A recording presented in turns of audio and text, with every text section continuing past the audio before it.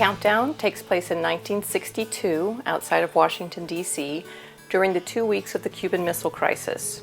11-year-old Franny is trying to make sense of the world and her family as things are falling apart around her, it seems. She's not sure if she's going to wake up tomorrow and be bombed by the Russians who have missiles in Cuba. She's unsure of friendship that she's had for 2 years. That's her best friend. It seems to be falling apart. She's interested in the boy across the street, and she's got a 2-week period coming ahead of her that's going to change her life. The first line of the book is, "I am 11 years old and I am invisible." Franny feels invisible to her teacher, to her mother and dad. She's the middle child, and she feels like nothing she does is right. And she is ignored. She feels like she'll say, "No one asks about my day. No one wants to know how things are for me."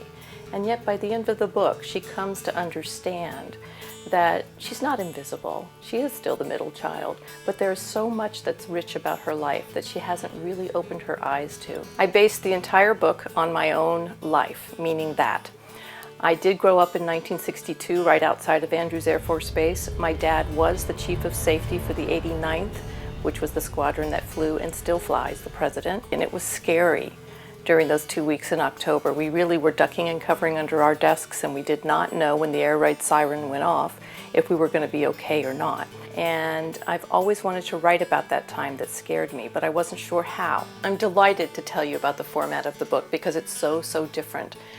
The name is documentary novel. That's the word, the phrase that we've come up with because we didn't really know what we had in the beginning. I wanted to include the materials from that time, the photographs, the ads. There are pictures inside of Khrushchev, Kennedy, Castro, maps, still photographs, movie stills, and directions to build your own bomb shelter, and newspaper and magazine clippings. These are the things of the time, and I wanted to be able to offer a visual as well as the words that you read, the actual novel, the story that you read. I wanted you to have the visual too of what Franny would be seeing, all the things that her family, her school, her neighbors would be living with during that time.